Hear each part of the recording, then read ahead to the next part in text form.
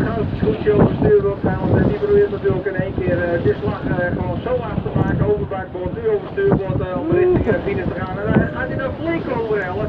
Ja, dan wordt de bovenstaat die wordt ineens helemaal naar beneden gaan, maar hij gaat er flink even in. Ja, en nu wordt er ook weer wat er flink moet het zeil weer worden aangetrokken, want we moesten even gaan vieren op dat moment.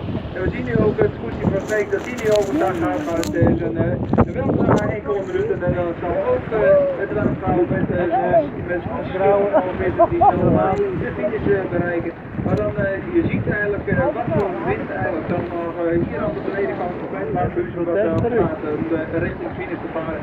Is het nu goud, die is het even wachten nog op de finish schot.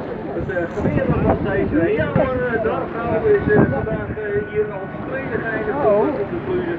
Dachten is er nu wat afsteken en het is de halve maan.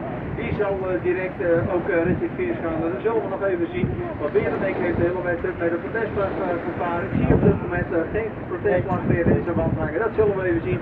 Of hij straks dat ook nog bij de finish zit. Of ik dat even goed kan kijken. Maar hier gelijk ja, de meest constante zeilende goedje op dit moment is het gewoon ja, douwelvissen van Steek. Die nu ook richting de finish zal gaan. En die is nu ook al even op. Ziet er even omheen. Kijkt Freek er omheen. En ook Erik Vans, een adviseur, die kijkt even Freek. Die geeft hier daar wel even een klopje op het schouder van wat men eigenlijk, hoe men eigenlijk uitkomt bij de finish. Het is op dit moment wat het weer gehezen. Het is ja, Steek op dit moment die als derde de finish is gepasseerd. Nou, prachtig hè?